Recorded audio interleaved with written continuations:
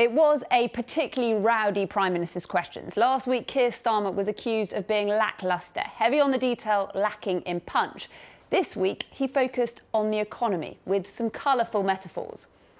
The Force just isn't with him anymore. He thinks he's Obi-Wan Kenobi.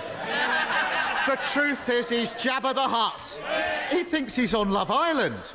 Trouble is, Prime Minister, I'm reliably informed that contestants that give the public the ick get booted out. Yeah. When did screwing business turn from a flippant comment into economic policy? And his questions were much shorter and snappier than last week. Britain is set for lower growth than every major economy except Russia. Why?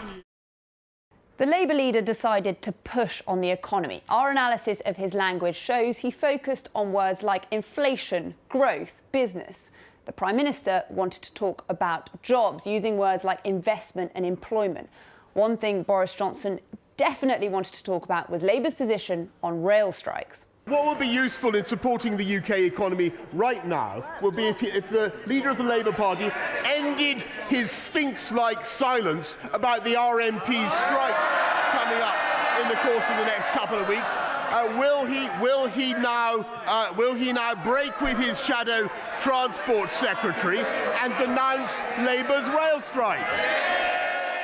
The PM even prompting a telling off from the Speaker by turning the questions onto the Labour leader. Just to remind the Prime Minister, he seems to have gone. It's Prime Minister's question, it's not opposition question. Keir Starmer. I don't want the strikes to go ahead, but he does.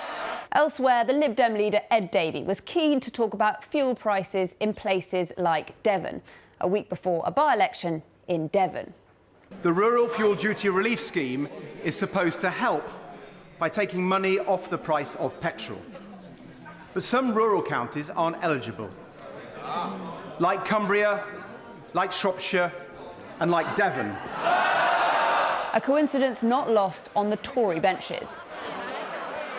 But PMQs was just as interesting for what Keir Starmer didn't ask the Prime Minister. There were no questions on the big divisive issues of the day, like the Northern Ireland Protocol and the government's Rwanda plan, thorny issues around Brexit and immigration Labour wanted to avoid.